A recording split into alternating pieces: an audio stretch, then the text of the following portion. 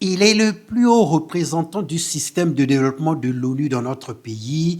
Il pilote l'équipe pays et assure la responsabilité du plan cadre de coopération des Nations Unies, instrument central de planification stratégique entre l'ONU et le gouvernement du Congo.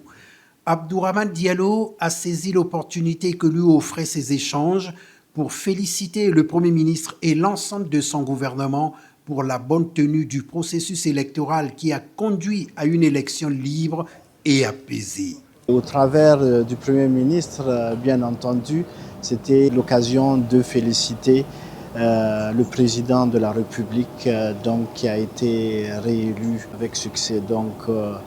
Nous aurons l'occasion de le féliciter nous-mêmes et l'autorité des Nations Unies, la première autorité des Nations Unies aussi, le secrétaire général des Nations Unies trouvera les canaux et le moment pour féliciter le président de la République. Interlocuteur principal de l'ONU auprès du gouvernement congolais, le coordonnateur des agences du système des Nations Unies a réitéré son engagement à accompagner le gouvernement dans ce nouveau contexte d'accélération de la marche vers le développement. Nous avons échangé aussi sur la suite, notre engagement pour accompagner l'accélération de la marche du développement.